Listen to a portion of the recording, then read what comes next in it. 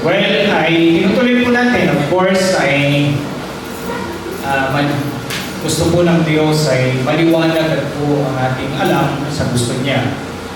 Because of course, started at this year ay natutuwa natin ay ang buhay natin ay pinagpala ng Diyos. Kaya siniris po natin ang mahaba yung blessed life. And then follow to that, kaya kami blessed dapat useful ka. And then, one of the usefulness and the bottom line of being usefulness, bagamat iba-iba po yung uri nito, ay yung magiging serving life na meron ka. Isa kang servant. So, dapat may paglilingkod ka. Hindi lang just enjoying life, hindi lang enjoying the earth, but the bottom line and the ultimate call and design and purpose of the Lord for all of us is to serve. Well, yan po ang tuloy. So this is now the third kasi pangalawa po last Sunday si James. So tayo pong lahat ay minsan pang manalangin. Once again, Heavenly Father, for your glory, sa umagang ito kami po ay nagkakatipon upang ang iyong pangalan, kagaya ng iyong nararapat, kagaya po ng iyong ni-required, at patuloy na biyayang pinagkaloob sa amin ay sambahin ka upang sa gayon ay mapabuti kami. Kaya o Diyos, sa umagang ito, sa layunin ng pagsamba, alam namin may layunin ka rin ng pagpapala. Kaya naman sa umagang ito, marapatin mo po na maganap ang mga layunin ito. Sa pamamagitan mo, O Diyos, ng iyong mga salita at ng iyong Espiritong Banal.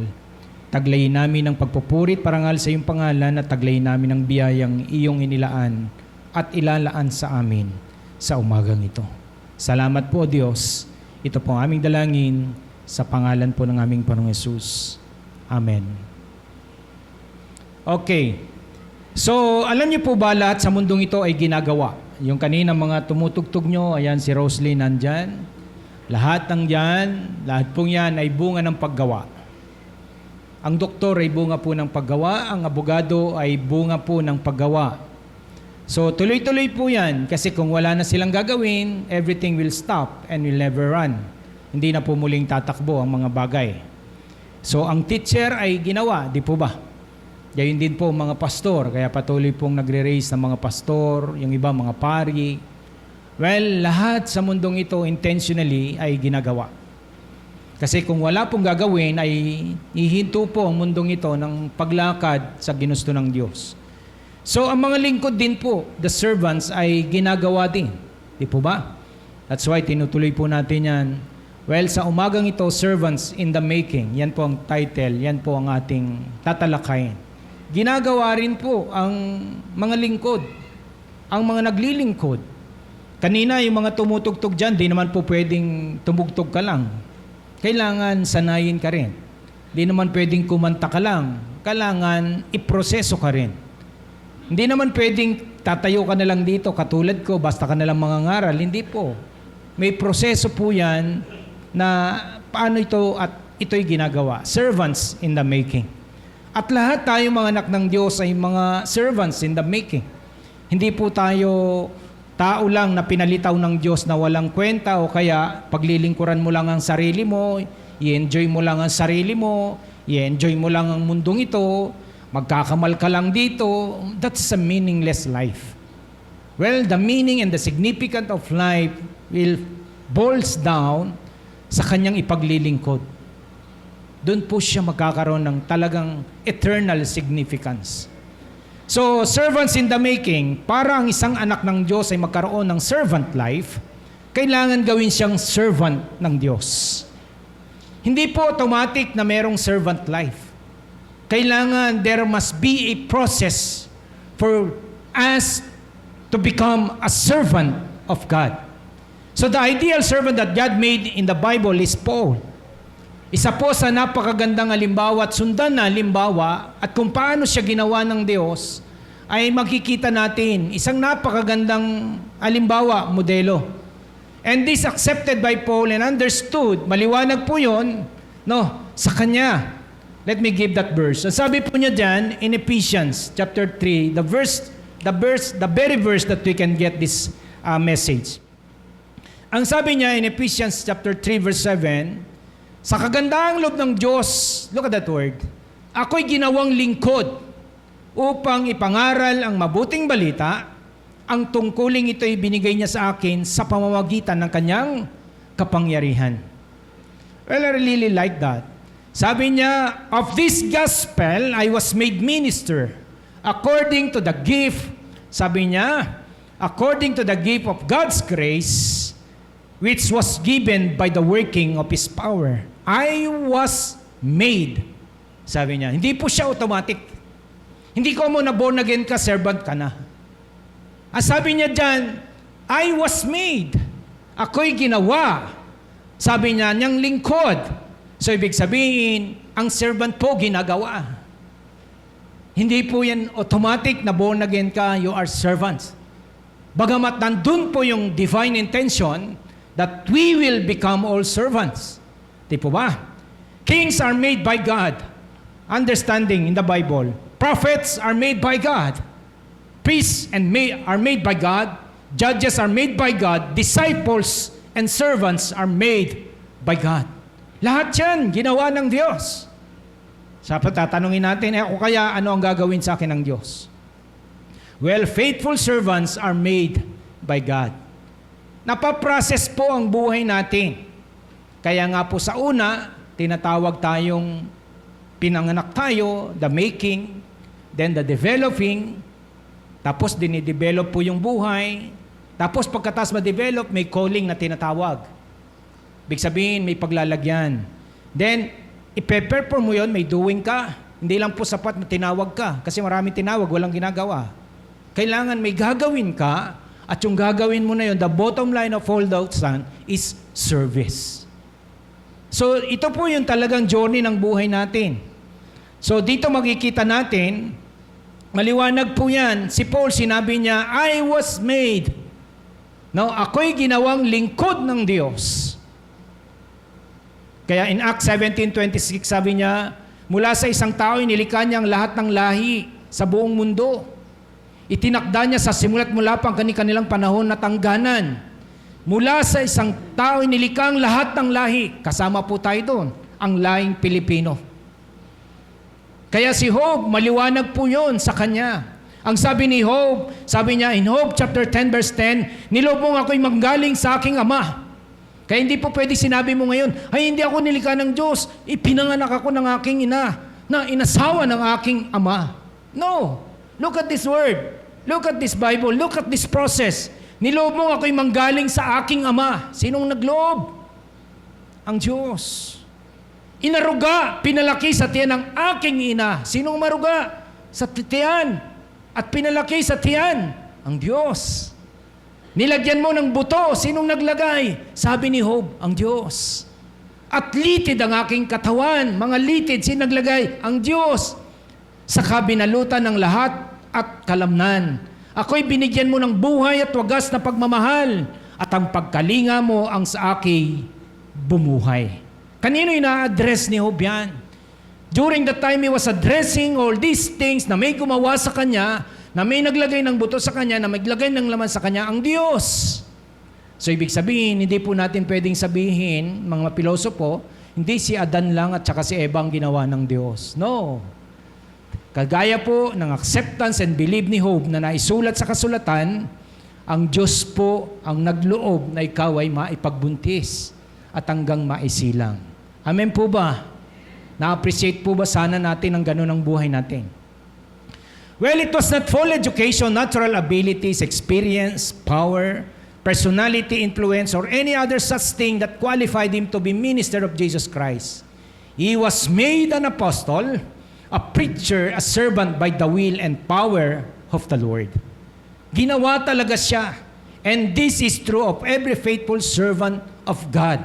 Lahat tayo dito sa mundong ito, in one way or the other, dapat iproseso para maging isa kang useful person one day. Then you will serve that kind of being na pagkagawa sa'yo ng Diyos. Well, ang mahalagang tanong ngayon, well, kung ang Diyos pala ay gumagawa ng servant, as Paul said, na sinabi niya sa kanyang sarili, I was made by God. Ako'y ginawa sa biyaya ng Diyos. How does God make His faithful servants? Paano nga ba gumagawa ang Diyos? Makinig po kayo mabuti, baka wala po kayo sa prosesong to. Kailangan nasa proseso tayong ito. Paano gumagawa ang Diyos ng mga faithful servants sa kanyang kaharian? Pakicorrect mo na yung faithful. Hindi po Tagalog yan. Ayan, mga nag-e-edit, tina-edit. Okay? Okay?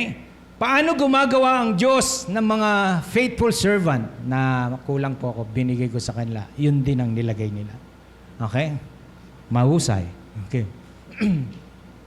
Okay?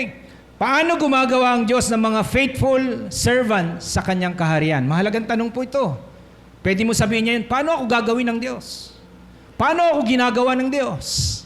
At yung mga darating pa, paano sila gagawin ng Diyos? Unless we are going to be in this process, we will never reach that kind of the ultimate calling and design by the Lord for all of us as become servants in His kingdom. Hindi lang basta gumagawa ng tao ang Diyos. Gumagawa siya ng mga taong servant. May I repeat that? Hindi lang basta gumagawa ng tao ang Diyos. In-intention niya sa bawat tao ay gagawa siya ng mga maglilingkod, servant. Sabi nga kanina sa verse, sabi niya in 3:7 of Ephesians, of this gospel I was made a minister according to the gift of God's grace. Of this gospel I was made a minister. I was made, sabi ni Paul, ginawa lang ako. According to the gift of God's grace which was given by the working of His power. Kaya mahalagang tanong ngayon, paano nga ba gumagawa ang Diyos ng kanyang mga lingkod? Dapat makita po natin yan. Kasi yung iba di natin naintindihan, bakit pa ako pinapa-attend ng church? Bakit pa ako may life group? Bakit pa ako nagdo-donwats? Ba't may mga solas-solas, tulip-tulip pa na pinagdadaanan? Di po ba? Wala sa understood natin. Sana sa umagang ito, dalayan ko ng pagpapalat biyaya, mabuo ang pagkaunawa natin. Bakit meron kang simbahan na katulad nito? So, let's see. Paano gumagawa ang Diyos ng kanyang mga servants, faithful servants? Una, God makes faithful servants through His Word. Sa Tagalog, ang Diyos ay gumagawa ng matatapat na lingkod sa pamamagitan ng kanyang salita. Let me go back to that verse. Ang sabi niya, tungkol sa Ebanghelyong ito ay naging lingkod ayon sa kaloob ng biyaya ng Diyos sa akin, ay ibinigay ayon sa paggawa ng kanyang kapangyarihan. Sabi niya kanina sa English, sabi niya doon sa English ay, mas maganda, balikan ko po, of this gospel, I was made. Ano po ba yung gospel? It is the Word of God. It is the Word of God, sabi niya. I was made. Binanggit po ni Paul ang magandang balita. Ito ang naging kasangkapan ng Diyos kay Pablo. Tingnan natin paano nagsimula, paano nag-work. Tingnan natin kung ganito rin nag-work sa atin ang mabuting balita. In the first place, bago po siya gawin, kailangan niyang maranasan, kailangan niyang marinig ang mabuting balita. And that good news, yun ang magko-convert sa kanya. Sundan po natin. Ang sabi niya in Acts chapter 9 verse 1, ito po siya. Bago po yun, bago siya naging lingkod. Bago po siya naging lingkod, may pinaglilingkuran na siya. May passion na siyang sinusunod. But then again, sabi po dyan sa verse 1, samantalang si Saulo, yan po yung kanyang former name. Ang former name po ni Pablo ay Saulo. Sabi niya dyan, si Saulo na may basiding pagbabanta ng kamatayan laban sa mga lagad ng Panginoon ay pumunta sa pinakapunong pari. Sukdulan, walang sinabi yung mga unbeliever dyan. Siya na po yung pinakamasamang unbeliever na nabuhay during the time of the church. Sa naunang simbahan sa Book of Acts. Dahil bakit siya yung pinakamasama? Sa bukod na ayaw niyang maniwala, nilalabanan niya si Kristo at hindi lang niya nilalabanan, pinapapatay niya mga naniniwala kay Kristo. And that's Paul. Kaya kung walang grasyang darating sa kanya, kung walang gospel na darating sa kanya, mananatili siyang ganon. In verse 2, umingi siya sa pinakapunong pare ng mga sulat para sa mga sinagoga sa Damasco. Tingnan niyo gaano siya kapassionate, pumatay ng mga mananampalataya. Upang kung siya'y makatagpo ng sino mang kabilang sa daan, mga lalaki o mga babae, ay dadali niya silang nakagapos sa Jerusalem. Would you like to believe that, Paul? Limbawa, pupunta siya dito. Pag nakita niya tayo dito, itatali niya tayong isa-isa. Meron siyang pulis na dala. Meron siyang police power na dala. At manpower, sabi niya, dadali niya silang nakagapos sa Jerusalem. Ganyan siya kalupit. At ito, isang araw, tingnan niyo kung ganito kayo na born again. Sa kanyang paglalakbay, dumating siya malapit sa Damasco. biglang kumislap sa palibot niya ang isang liwanag mula sa langit. And then the gospel came. Biglang nagkaroon ng liwanag. Okay, wala na kayong ganun, pero itong dumating.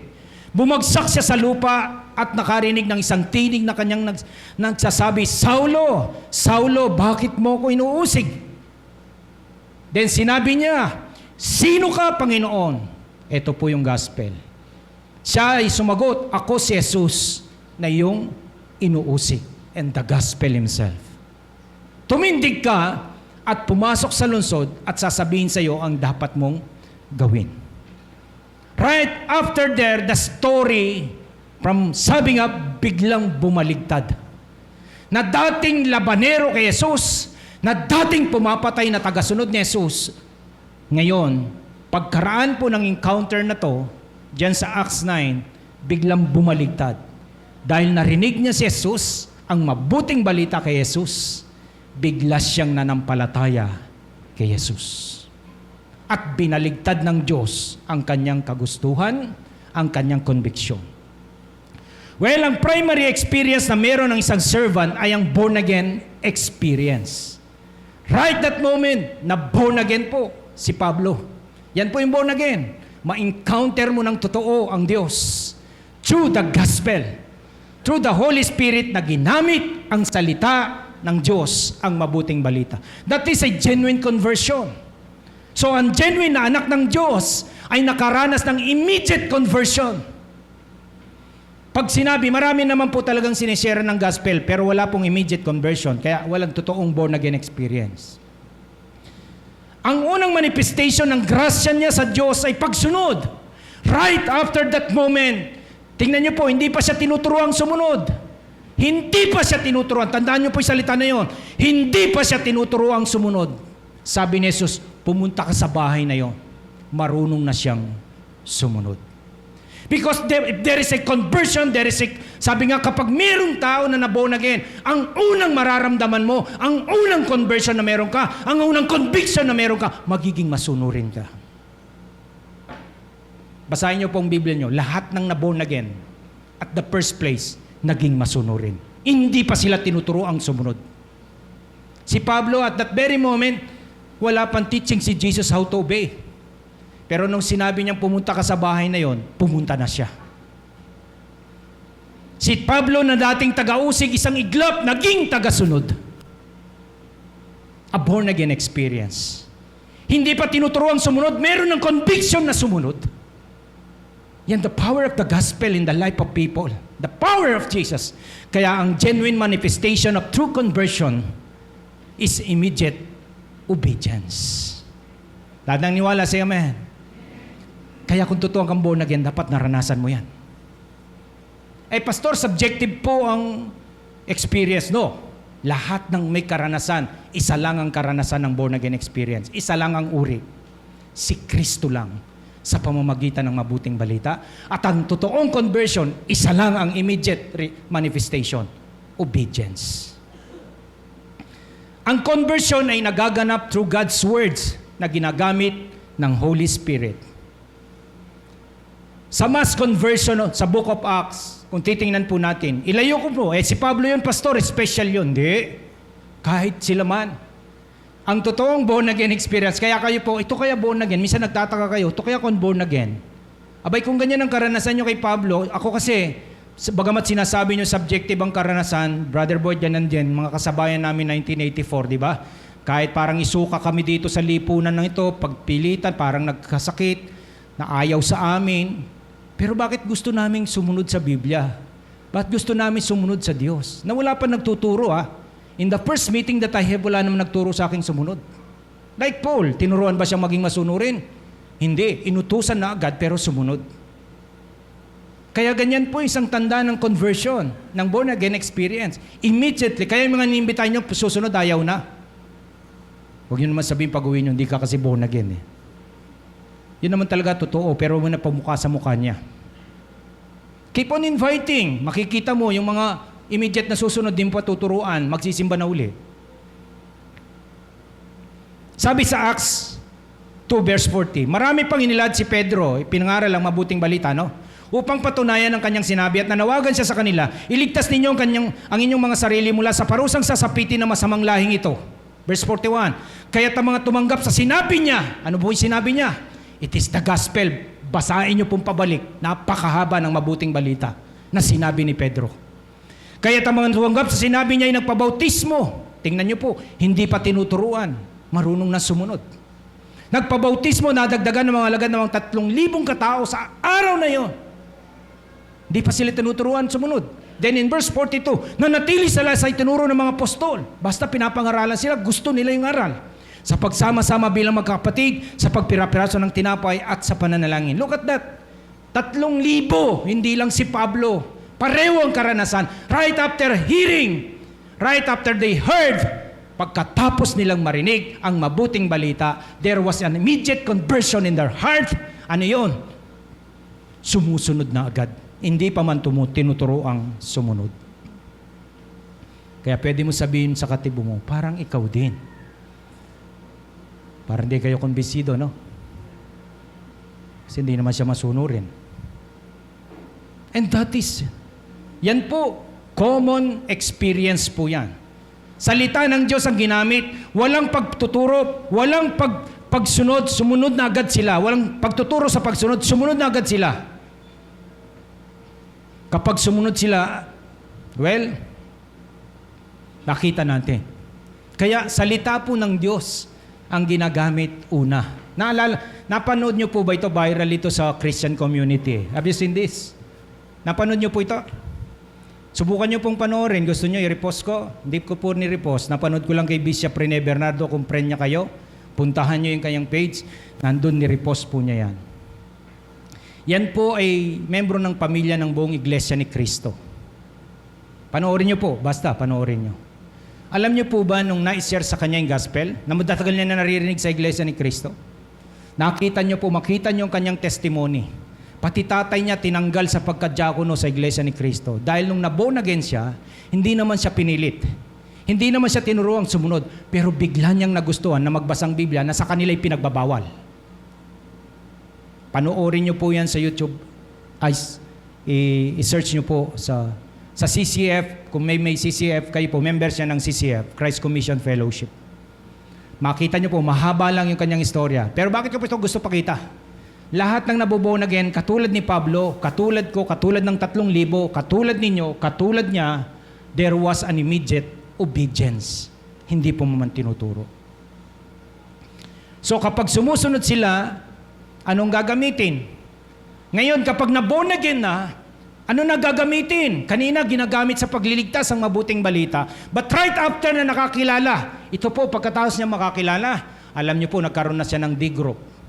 Bakit? Kasi, ang susunod na gagamitin sa kanya, okay, gospel, tuloy-tuloy na gospel. In 2 Timothy chapter 3, verse 16, sabi niya, ang lahat ng mga kasulat ay kinasiyahan ng Diyos at mapapakinabangan sa pagtuturo, sa pagsaway, pagtuwid, at pagsasanay sa katuwiran. Sa ibang salin, sabi niya, mapapakinabangan, magagamit. Ano pong gamit na ginagamit ng Diyos? Kasulatan. Saan siya gagamitin? Sa pagtuturo, sa pagsaway, sa pagtutuwid, at sa pagsasanay. Di po ba? Anong gamit ng Diyos? Salita niya, kasulatan. Upang and the immediate intention, upang ang tao ng Diyos ay maging ganap, nasasangkap ang lubos sa lahat ng mga gawang mabuti. Pag inispell mo po yung verse 17, upang ang tao ay maging servant ng Diyos. So tinatawag ng Diyos sa mga tinalagaan niyang maging mga anak niya sa pamagitan ng kanyang mga salita. Kanina, tinawag niya si Pablo, tinawag niya yung 3,000, yung iglesyang yon, tinawag niya. Tayo, tinawag niya.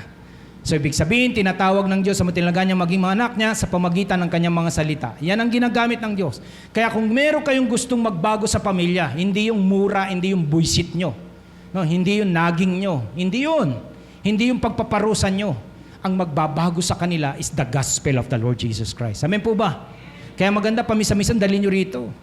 Kasi dito naman, linggo-linggo, gospel naman ang inaaral eh. Katulad nyo yun. Di po ba? So sabi po niya kanina, In 2 Timothy 3:16, ang mga kasulatay, this is the good version, kinasiyan ng Diyos at nagagamit saan? Sa pagtuturo ng katotohanan, pagtatalima sa maling katuruan, pagtatuwid sa likong gawain, at sa pagsasanay para sa matuwid na pamumuhay. Nagagamit. Yan ang gamit ng Diyos, ang kanyang mga salita. Binibigyan ng Diyos ng pagnanasa ang anak niya. Look at that word. Immediate conversion. Anong ginawa ng Diyos? Hindi mo ginawa. Immediate conversion. Anong manifestation na binigay ng Diyos sa buhay ng bawat na born again sa mabuting balita? Binigyan ng Diyos ng pagnanasa ang anak niya na magustuhan at pag-aralan ang mga salita niya. Kayo po ba may ganong karanasan? That you came in your life, nagtaka ka bakit gusto mo na lang magbasa ng Biblia? Di ko lang, pero ito po'y common experience. Ako po, nung 1984 na yon, nagbabasa ako ng Biblia maghapon kahit di ako kumain. I don't know what happened. Bakit ko na lang gustong basahin ng Biblia? Bakit gusto ko nakikinig ng mabuting balita? Bakit gusto ko ng Bible study? I don't know. Wala naman nagturo sa akin, gawin mo to, gawin mo yan. But then again, I found out, and this is the power of being born again. Dahil binigyan ako ng Diyos ng pagnanasa bilang anak niya na magustuhan at pag-aralan ang salita niya. Kaya isang tanda na anak ka ng Diyos, gusto mo ang salita ng Diyos. Amen po ba? Sabi ng iba, ay ayaw ko niyan ha. Abay, di magsisi ka mamaya. Mamaya magpapatanggap ako. Baka ma-born again ka. Di ba? Gusto mo, chinicheck ka na nga, ayaw mo pang gawin. Di ba? Binabantayan na nga ng life group leader, ayaw pa rin. Aba, life group leader, balikan mo, baka hindi born again. Ay, totoo. Lahat ng na-born again sa Biblia, nanatili sila sa turo ng mga apostol. Kaya nakakapagduda kung ayaw mo ng Biblia. Nakakapagduda kung born again ka. Pastor, mukhang binibigyan mo kami duda. Hindi, binibigyan ko kayo na mag-isip. Sabi niya, ayaw ko mag-devotion. Pinipilit pa ako mag-devotion. Pag nagsisimba, ayaw ko makinig. Ay, hindi ko alam kung born again ka. Ang isang genuine na anak ng Diyos ay merong agad na ganyang pagnanasa. Anong pagnanasa? Marinig, mabasa, ma-encounter ang salita ng Diyos ng paulit-ulit. Dahil galing sa Diyos ang desire na yon. Hindi pa man itinurong pagnanasang yan sa salita ng Diyos, meron na agad isang genuine na anak ng Diyos na ganyang pagnanasa. Sabi nila, subjective ay isang karanasan, subalit merong pagkapare-pareho ang mga karanasan. Ang karanasan sa tunay na paghahari ng Diyos ay merong pagkapare-parehas na karanasan. Ang nasain ang mga salita ng Diyos. And that is a common conviction. You will desire the Word of God. Kaya ang sabi ni Hope, sa kanya natural lang. Sabi sa Hope 23 verse 12, sinunod ko ang kanyang mga utos, siningatan ko ito sa aking puso. Pinahalagaan ko ang mga salita niya ng higit pa sa pang-araw-araw na pagkain ko. Ganito eh. Ito yung itsura na naboborn again. Sabi niya, sinusunod ko ang kanyang mga utos kahit walang namimilit. Iningatan ko sa aking puso kahit walang namimilit. Pinahalagan ko ang mga salita niya kahit walang namimilit. Eh sino ngayon ang pinipilit pa? Tanong, born again ka kaya? Pag pinipilit ka pa, dapat natural spirit po yan sa atin. So bakit kailangan ng ganyang desire na galing sa Diyos? Kapag hindi ka binigyan ng desire ng Diyos, hindi ka kasi lalago. Kapag hindi ka binigyan ng desire ng Diyos sa kanyang mga salita, dahil alam ng Diyos ang kanyang mga salita, lamang mabisang panghubog sa kanyang mga anak upang lumago sila at ipaglingkod ang mga buhay nila. Lahat na niwala doon, say amen.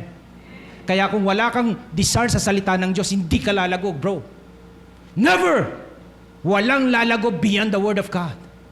Wala! Sabihin nyo nga, wala. Kalabitin mo, katabi mo, maganda yung sabi mo, wala. Kaya definitely, kambal yan ng pagiging born again mo. Kambal, ibig sabihin kambal, immediately kasama yan nung na born again ka, binigyan ka ng desire for the Word of God. Kaya dalangin ko po ng biyaya at pagpapala, kung wala kang desire sa salita ng Diyos, ay ma-born again ka. Amen po ba? Yung walang desire, ma-born again ka sana sa oras na ito. Kasi tigal nang pinipilit ka eh. Di ba? Pangalawa, kung nawala, meron naman po ganitong senaryo. kung nawala ang dating disar mo sa salita ng Diyos, ay ibalik saan niya. Di ba? Baka nawala lang. Born again naman ako, pastor. Ayaw ko na nga lang ngayon. Pero nung una, gustong-gusto ko. Di ba? Okay. Bibigyan kita ng partida. Magsisi ka mamaya. At tumingi ka ng disar uli kay Lord. Amen po ba? Kung meron kang disar ngayon, huwag na sanang mawala sa halip, dagdagan pa. Di po ba? Kung meron kang disar ngayon, sa salita ng Diyos, huwag na sanang mawala sa halip, dagdagan pa niya. Bakit? Dahil kapag wala ang desire sa salita ng Diyos, walang pag-asa na lumago at maglingkod ka sa Diyos. Lahat ng niwala doon, say amen. Basic. Desire in the Word of God. Dahil Word of God ang ginagamit ng Diyos. That's why sinabi niya kay Joshua. Sabi niya kay Joshua, huwag mong kalimutang basahin ang aklat ng kautusan. Pagbulay-bulayan mo ito araw at gabi para malaman mo kung paano mo matutupad ang mabuti ang lahat ng nakasulat dito. Kung gagawin mo ito, uunlad ka at magtatagumpay. Anong dahilan? Salita ng Diyos. I-desire mo ang salita ng Diyos. Sabi ni Lord kay Joshua. Mga kapatid, maganda siguro kaya lang walang time, no? Pwede yung mga katabi mo mag-usap na, kumusta yung desire mo sa salita ng Diyos? Ako, pinipilit pa ako ngayon eh. Di ba? Di ba? Tinatakot pa ako ngayon ng aking life group leader. Check ko yan ha. Mga ganon. Di ba? Kaya dumasal ka mamaya pag tayo nasa altar call na at nagano, Lord, nawala na po yung desire. O kaya talaga namang wala naman tumubong desire, hindi ka born again. Magpa-born again ka kay Lord dahil naririnig mo ngayon ang gospel. That's how the Lord makes a faithful servant. Ang ginagamit niya ay ang kanyang mga salita. Pangalawa, God makes faithful servant through the church. Sabihin niyo nga po, church. Simbahan sa Tagalog o mananampalataya. The church. In this context, uli, sa ibang teksto na sinulat ni Paul sa Ephesians 4:11, ang iba'y ginawa niyang apostol, ang iba'y propeta, ang iba'y mga ngaral na mabugandang balita, at ang iba na may pastor at guro. Saan po yan? Sa konteksto po ng simbahan. Ginawa niya ito, tingnan niyo po sa simbahan, wala na po siyang binanggit na pari. Dahil may pagbabago po doon. Ang iba'y ginawa niyang apostol, ang iba'y propeta. Hindi po kasama si Apostol Kibuloy doon. Hindi po kasama. At yung pastor din, hindi po siya kasama doon. Ang iba'y ginawa niyang apostol, ang iba'y propeta, ang iba'y pangaral na magandang balita, at ang iba naman ay pastor at guro. Ginawa niya ito para ihanda sa paglilingkod. Dali, tingnan nyo, anong paghahanda? May pastor, may apostol, may guro, may propeta. Para sino ang ihanda? Tayong lahat. Para ihanda sa paglilingkod. Servant.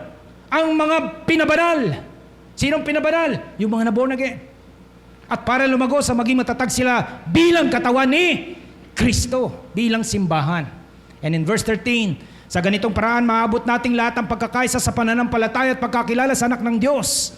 At ganap na nalalago sa spiritual nating pamumuhay hanggang maging katulad tayo ni Kristo. Bakit? Sino ba si Kristo? Siya ay isang lingkod ng Diyos na bumaba sa lupa. Para maging katulad tayo na isang lingkod ng katulad ni Kristo. Anong ginawa niya? Naglagay siya ng simbahan, apostol, ebangelista, propeta, pastor, guro. Simbahan, nandun sila. Kaya, mga kapatid, naniniwala ba kayo na walang lalagong Kristiyano at maglilingkod kung walang church? May I strike this very important question? Do you really believe? O Tagalog na lang, naniniwala ba kayong walang lalagong Kristiyano at maglilingkod kung walang simbahan? Wala po. So anong layunin ng Diyos? Bakit merong simbahan? Mamaya po sa uli, i-illustrate ko po yan. Anong layunin ng Diyos? Bakit merong simbahan? Tatlo po yan. Primary for church, it is for God, for Christians, and for the world. Para may mga ganitong nagsisimba at sumasamba kay Lord. Ang tawag dito ngayon church, hindi po yung building. Kayo, tayo. Primary for God, para sambahin siya ng mga anak niya. For Christians. Kaya dapat kung Kristiyano ka, meron kang simbahan. Lahat ng meron simbahan, say amen. Ito po yung BCCM Church.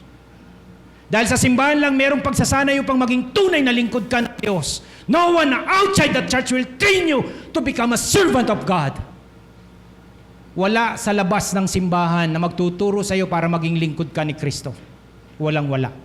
You can never find anyone will train you to become a servant of God. Liban lang sa simbahan.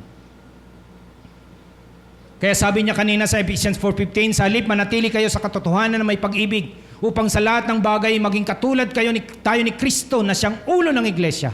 Verse 16, at sa pamumuno niya ang lahat ng bahagi ng katawan na walang iba kundi ang mga mananampalataya.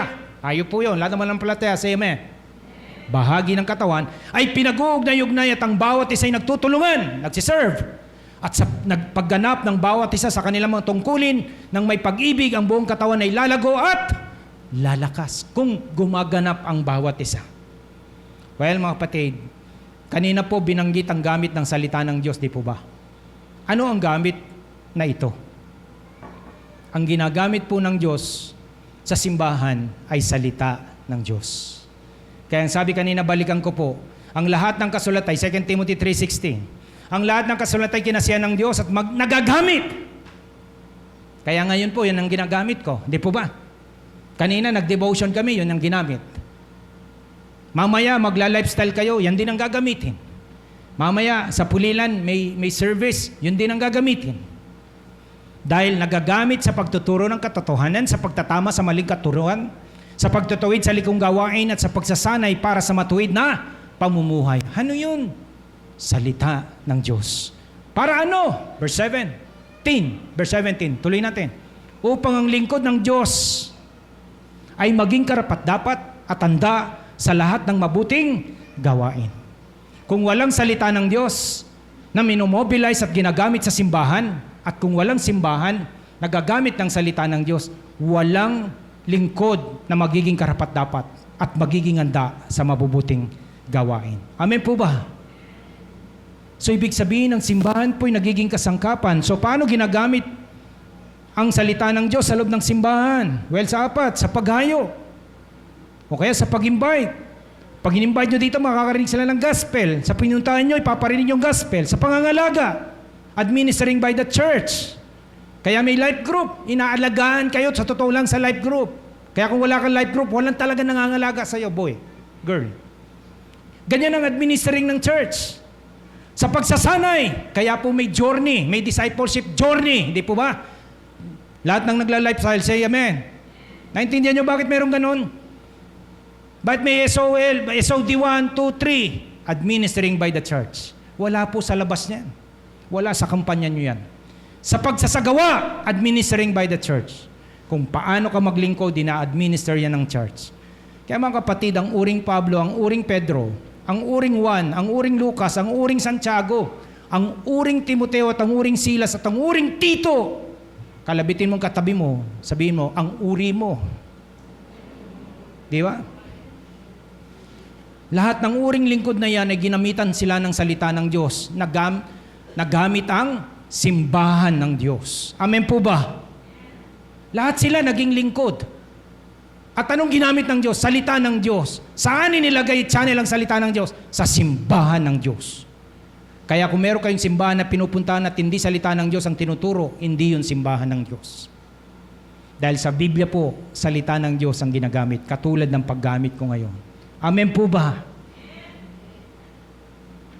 Kaya mahalagang bilin ni Pablo kay Timoteo, sabi niya in 1 Timothy 4:13, abang wala pa ako riyan, gamitin mong panahon mo sa pagbabasa ng kasulatan sa mga tao. Sa pangangaral, katulad nito, at pagtuturo, katulad din ito. Anong papagamit ni Paul kay Timothy? Salita ng Diyos. Lahat sila na naging servant ng Diyos ay pinroseso ng Diyos sa operasyon ng simbahan upang maging uri ng manggagawa ang buhay nila. Kaya mga kapatid, dalangin ko po, tumama ang tanaw natin sa simbahan. Hindi lang tanaw, tumama ang engagement natin sa simbahan. Dalangin ko ng biyaya at pagpapala sa ganitong paraan natin makita ang mga sarili natin na inihahanda ng Diyos. Kailangan mula sa atin ang submission at commitment sa ganitong paghahanda para maging servant tayo for the glory of God. May I tell it lastly, strikingly. Kung wala kang engagement sa simbahan, mamamatay kang hindi maglilingkod sa Diyos. I tell you that is true. Bilangin mo ang mga taong umaalis sa simbahan. They can never and they will never serve God for His glory. Simbahan po kasi ang kasangkapan para immobilize ang Kristiyano na maging lingkod at maglingkod ang kanyang buhay. Yan po ang pangalawa. Kaya mahalin niyo po ang simbahang ito kahit hindi na kami ang pastor pagdating ng araw. Kahit magbago pa yung pastor, mahalin mo ang buhay mo, ilagay mo siya at engage mo siya sa simbahan mo. Dahil walang-wala, meron kasing sangkap na sa simbahan lang talaga darating sa buhay natin ang gagamitin ng Diyos. Only the church will do that. Hindi yun gagawin ng mga kumpanya nyo nagpaparami ng pera. They will not do that. Only the church. Hindi rin yun gagawin ng eskwelahan nyo. Dahil ang eskwelahan nyo, busy siya sa kanyang academic. Pero ang spiritual approach sa simbahan po yan, idadaan ng Diyos. Amen po ba? Kaya, yayain nyo buong pamilya nyo, mga anak nyo. Dahil kung walang simbahan tapos gusto mo ng matinong anak, I tell you, tuminupo kami at titinu pa dahil sa salita ng Diyos na ginamit ang simbahan ng Diyos na to. Amen po ba? Palakpakan niya po natin ang Diyos. Dalahin ko ng biyaya at pagpapala, hindi lang niyo po mahalin ang BCCM Church. Ma-engage po kayo, mag-flow po kayo sa programa ng Diyos sa BCCM Church. Pangatlo na ginagamit ng Diyos, God makes faithful servant through sequence seasons. Sequence seasons. Ibig sabihin ng sequence seasons, series. Tuloy-tuloy. Napaka-interesting na pag-aralan sa buhay ng tao, makita ang mga pinagdaanan niya sa buhay bilang mga stages sa paghahanda ng Diyos sa kanyang buhay. Upang ultimately, pasensya na kayo kasi yung mga ibang Tagalog ko, talagang English ang kalubilo. Ultimately, makita mo ang iyong sarili na maglingkod ayon sa ginusto ng Diyos para sa iyo. Well, napag-aralan na natin sa church na to, ang buhay ni Joseph, ni Moses, ni Joshua, ni David, ni Pablo. All of them, hindi po sila instant servant of God. May mga sequence of experience and season that they experienced from the Lord. No?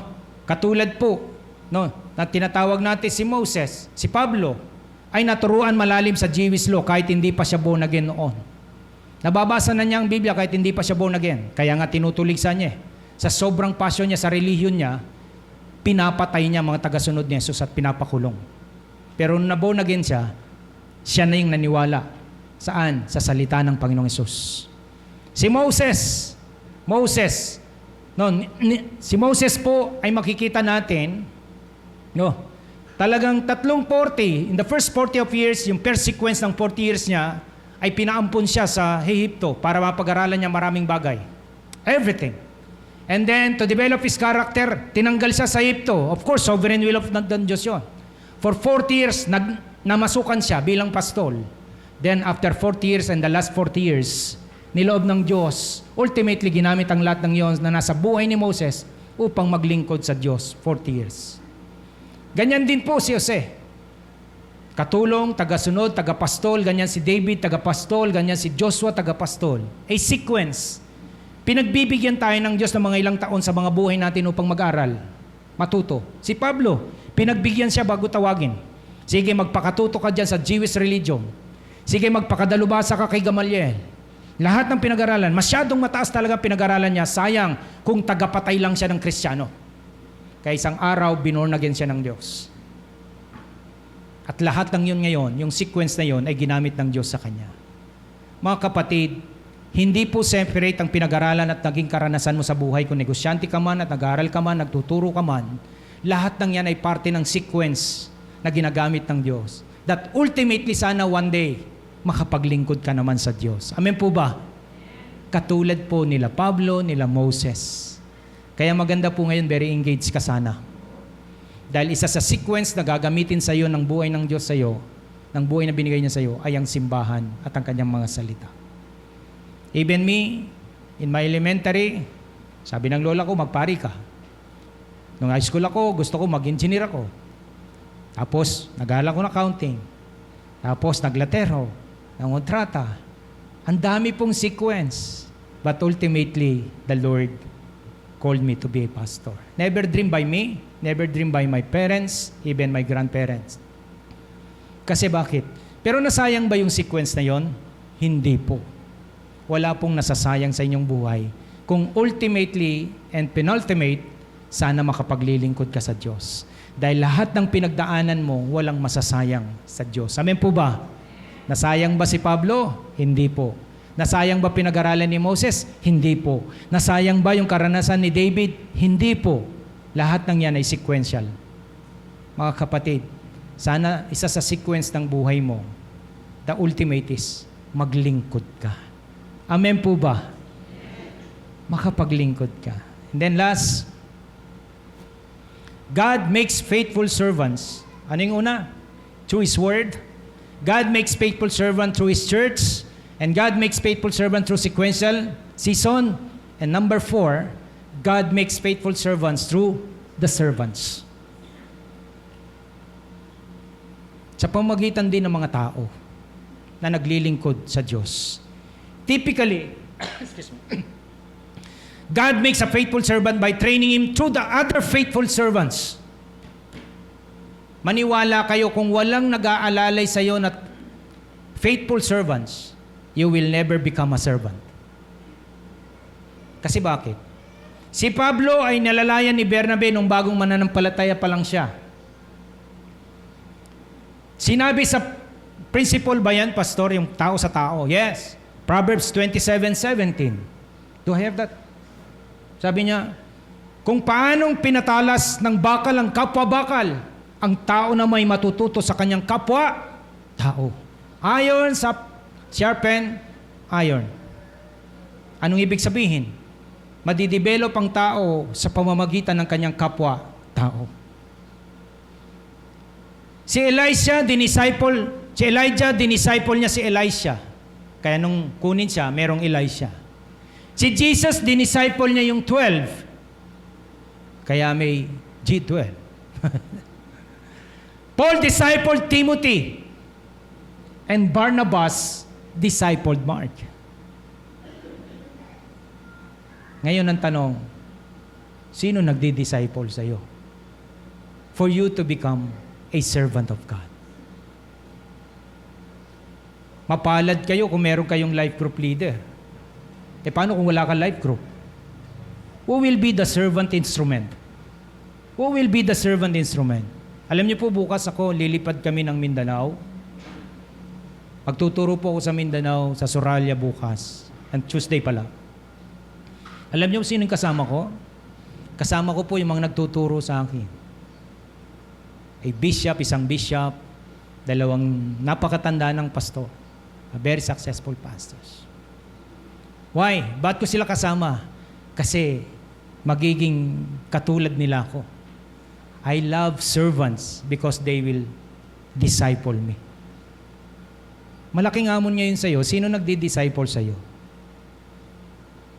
God makes His servants through the discipleship of other faithful men and women of God. Hindi kailanman kusa mong papansinin na maging ganito ka talaga. Hindi ka magsisimba ng maayos kung walang servant ng Diyos. Pipilitin ka pa. Sinong mamimilit ngayon sa'yo? Paano kung wala? E di kay demonyo ka na naman. Di ba? Kaya mahalin niyo po yung mga nagtsatsaga sa'yo, nagpapaalala sa'yo, magsimba na tayo. Ang bait mo. Hindi ka magdadasal ng patuloy. Isa yan sa katatamaran mo. Magbigay ng tama. Makipag-fellowship ng regular. Magbahagi ng mabuting balita. Kumanta ng merong sensiridad. Magmalasakit sa simbahan at gumawa sa dapat gawin. You will never volunteer to do that unless there will be a servant that will be used by God na gagamitin ng Diyos para i-develop kang maging ganyan. Amen po ba? Kaya tingnan nyo, kapag wala kang servant of God, kaya sabi ni Paul kay Timothy, Timoteo, kaya ikaw, Timoteo, bilang anak ko sa pananampalataya, magpakatatag ka sa tulong ni Kristo Jesus. Look at that verse in verse 2. Ituro mo rin sa mga mapagkakatiwalaang tao, the servants, na makapagtuturo rin sa iba. another servants. Ang mga aral na marinig mo sa akin sa harapan ng maraming saksi. Sino yung mga yan na tinutukoy? Mga tao po yan ng Diyos, na magtuturo ng mga tao ng Diyos. Ang mga tao itong Diyos ng Diyos, na magtuturo pa rin ng mga tao ng Diyos. Ngayon, sinong tao ng Diyos ngayon na nagtuturo sa iyo? Na nangungulit sa iyo, mag-life group tayo. Na nangungulit sa iyo, mag-Don't Watch tayo. Mag-journey ka. Sino yon? Kung wala ka, lagi ka lang wala. Kaya alam niyo po ba, lahat ng tao na yan ay blessing sa atin ng Diyos. Palakpakan niya po natin yung mga servants na yan. Kaya lang, kapag hindi po ganun ang tingin natin,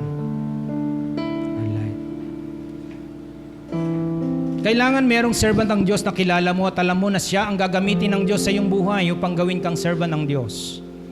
At dapat mangyari ang discipleship relationship ninyong dalawa sa proseso ng servanthood. Pakita mo, meron pong umabot dito. Pakitas ng kamay ang umabot ng ganitong kalakaran. Ako po, inabutan ko yan. Okay, nabutan niyo yan? Listen, this is the best illustration. Listen. Nakita niyo po yan. Medyo moderno na po yung kalan na yan. Di po ba, nung sa atin yung pagganon pa eh. Di po ba, that's any, no? Inabutan po namin yan, lumuwal kabugal, takakachop, mapunge. Mapungeng dutong. Ibig sabihin, ayaw magliyab. Di ko lang sa Tagalog. Well, ito pong pinag-usapan natin para hindi po maging malabo sa inyo, to help you to understand. Let us understand this picture. Ito po ay pagsasaying. Ano pong sinasaying? Parang di kayo nagsaying. Ba't di kayo agad makasagot? Nisip nyo pa. Sa pagsasaying po ng bigas, anong gagawin? Ha? Uugasan. Para kayong si Kristo. Para kayong bigas. Bago kayo saying ng Diyos, bago kasanayin, ugasan ka muna ng kanyang dugo. Ang born again experience po yon. Pagkatapos ugasan, ilalagay po yan sa okay, nilagay na po sa kaldero at doon ugasan, di po ba? Pag sinayang ba, kailangan may kaldero? Kailangan ba may kalan? Kailangan ba may apoy? Kailangan ba may panggatong? Of course, definitely. Ikaw yung bigas na inugasan. At ang kalderong pinaglalagyan sa iyo ay simbahan. Pati yung kalan. At yung panggatong ay salita ng Diyos. At yung apoy, yun ang banal na spirito.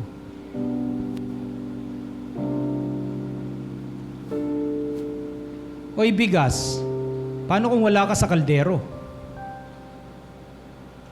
I challenge you. Paano kung wala kayo sa kaldero? Natili kang bigas.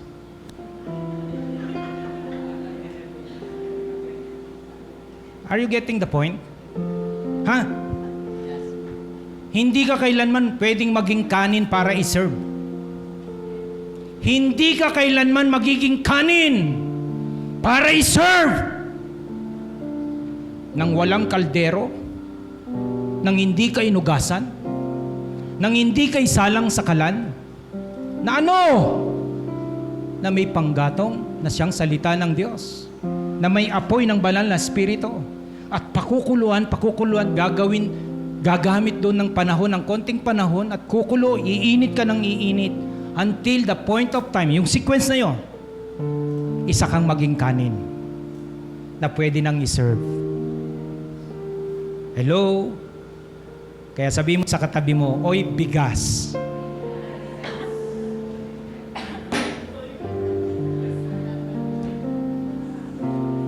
Mga kapatid, ito po yung pagkakaiba mo sa bigas.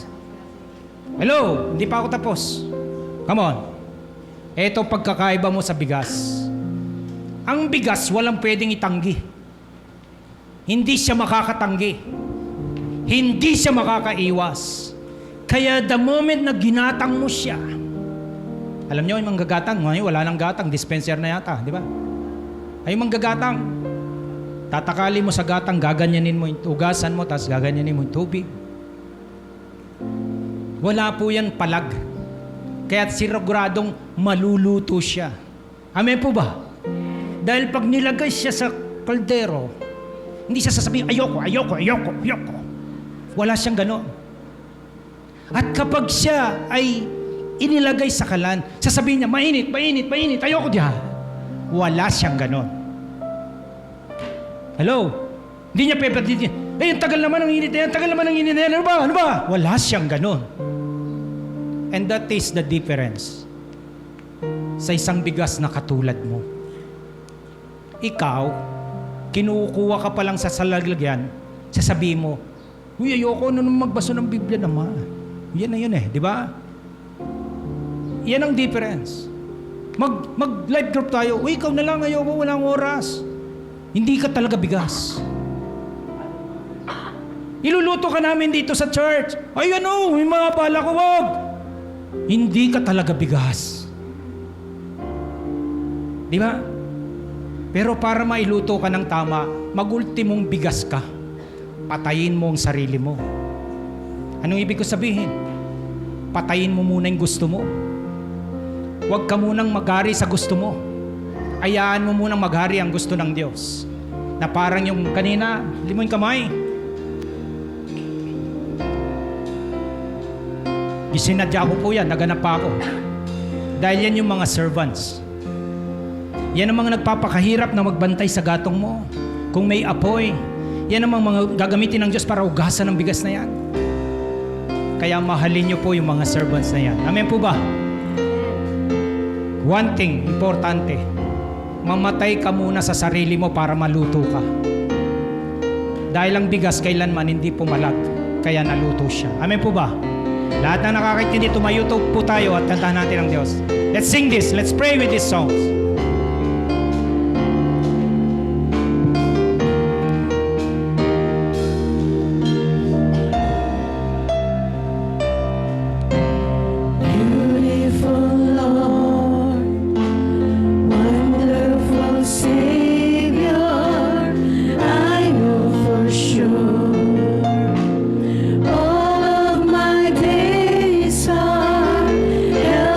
Your hands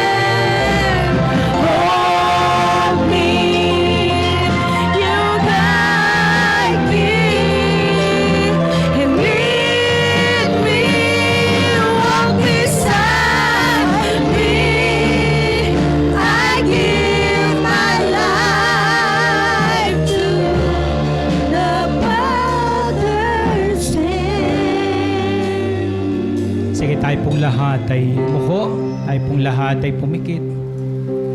Well, what a beautiful grace that we have this morning. Ang ganda ng biyaya ng Diyos.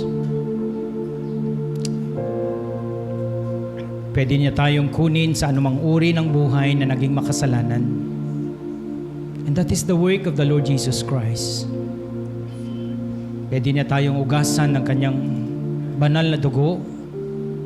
Kapatid, kung hindi mo pa yan nararanasan, it seems this is very doubtful to you. Parang napagdududahan mo pa to. Well, this is the day, this is the moment. Pwede mong sabihin, Lord, I really want to, gusto ko pong maranasan yung born again experience na yun. Yung parang kay Pablo, yung para kay Pastor, yung para sa mga 3,000. That immediate Lord encounter that changed a lot. Lord, I want that experience. Kapatid, kung yun ang gusto mo, yes, you pray to the Lord. Sabi mo, Lord, here I am. A sinner I am. Isa po akong makasalanan. Ugasan mo po ako ng iyong banal na dugo. At pagarian mo ang buhay ko bilang aking Panginoon at tagapagligtas. If that is your prayer, brothers, immediately at this moment, God is pouring out that desire to obey to Him. Susunod ka talaga sa Kanya. At kung merong parang namatay na pagsunod, it seems that you are born again before. Pwede rin mo rin idasal sa oras na ito, Lord, it seems that I am not an obedient child of God. Parang hindi na ako yung masunurin mong anak. Pero again, hindi po yan problema. As long as you are accepting that situation, hindi yan problema. Kung hindi ka nagiging masunurin na, hindi yan problema. Ang problema yung magpapatuloy pa yan. Pero at this moment, meron kang ganyang pagnanasa, Lord, I really gusto kong mabago itong uri ko. I don't want to be a disobedient child of yours.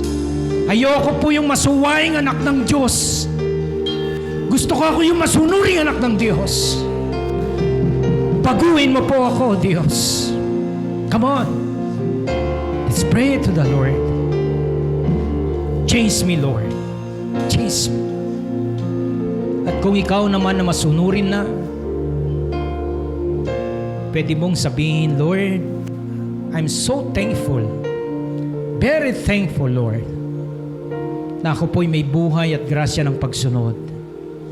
Turuan mo po ako, tulungan mo ako na lumaki pa, lumalim pa, tumindi pa ang aking pagsunod sa iyo, O Diyos. Come on, just pray. Just pray. Gawin mo po akong lubusang masunurin katulad ng Panginoong Hesus.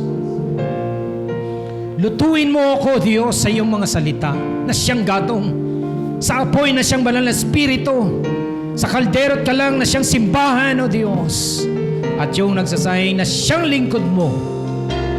Kaya Ama, sa oras na ito, tulungan mo kami ako sa ganitong direksyon ng buhay ko. Help me, Lord. Help me, Lord. Ama, patuloy nilalapit ko po, Diyos, ang bawat commitment na ito ng iyong mga anak sa umagang ito. Tulungan mo kami, O Diyos. Sa ganitong iba't ibang uri na meron kami bilang tao. Pero kapag ginalaw mo po ang buhay namin sa pamamagitan ng aming Panginoong Kristo at sa kilos ng Espiritong Banal kasama ng iyong mga salita, mababago po kami, O Diyos. And one day, makikita naming naglilingkod kami sa iyo, Diyos. Marami pong salamat. Pinagpapala ko pong lahat. Tugunin mo po, Diyos, ang aming mga panalangin for your glory. Tugunin mo po, Diyos. Ito po ang aming dalangin sa pangalan po ng aming Panginoong Hesus. Amen. Amen.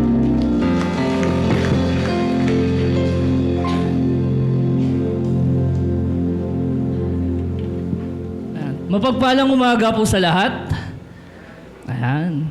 Pwede po palakpakan muna natin muli ang Diyos sa umagang ito. Ang purihin ng Diyos. At minsan pa sinabi nga dito sa 2 Corinthians 9:7, sabi dito, magbigay ang bawat isa ayon sa pinasya ng puso, hindi sa kakalungkutan na meron tayo, pero sapagkat iniibig ng Diyos ang nagbibigay ng masaya.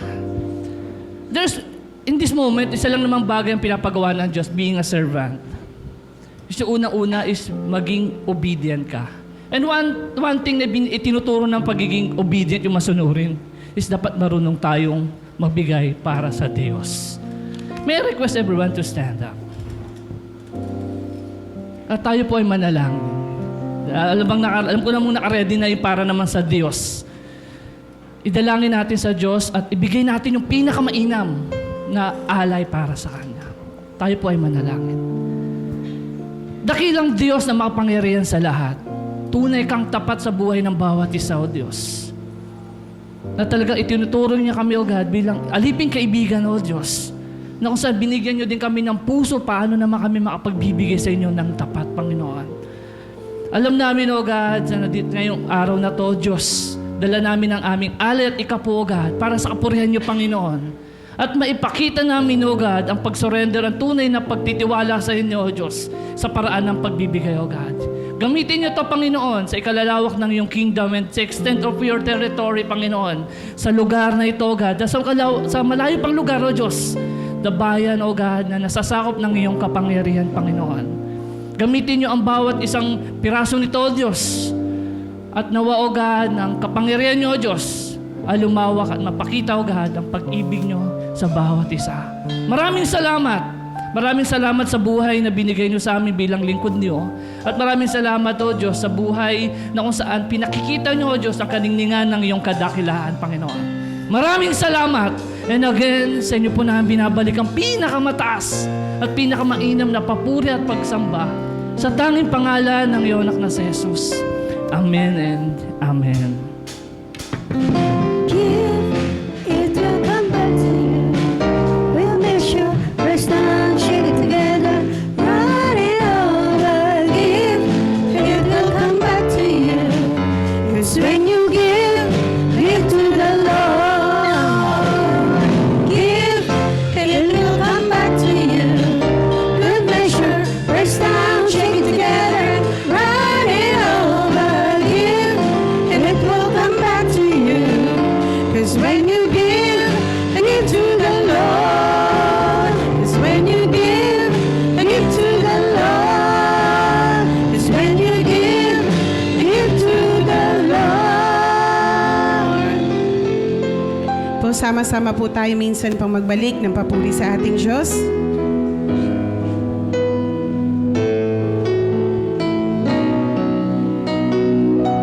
Sa'yo ibinabalik ang lahat na papuri, ang pagdakilaan, ang pagluwalhati, pagkat ikaw ay karapat-dapat na sambahin. O Jesus, ang ngalan mo'y tataas. Sa'yo ibinabalik ang lahat ng papuri at pagdakilaan, ang pagluwalhati, pagkat ikaw ay karapat-dapat na sambahin. O Jesus, ang ngalan mo'y tataas. Sige, taas po natin ang ating mga kamay. Ang Ama na mayaman ng pag-ibig sa atin, manatili tayong nakikinig sa Kanyang mga salita. Kay Kristo Jesus, na patuloy na siyang ulo ng simbahan at nag-aari sa atin, manatili tayo sa Kanyang simbahan na siyang Kanyang katawan. At sa Espiritong Banal na siyang patuloy na lumulukob, sumasama sa atin upang manatili tayong nagagabayan sa dapat nating gawin. Taglayin natin mula sa kanila ang biyayang ito ng kapayapaan, pag-ibig, at gayon din ng kagalakan. Sa pangalan ng Ama, ng Anak, at ng Espiritu Santo. Amen. Well, bago po tayo, may announcement po dito sa Pray Apalit. This will be a revival, Heart Ablaze for God.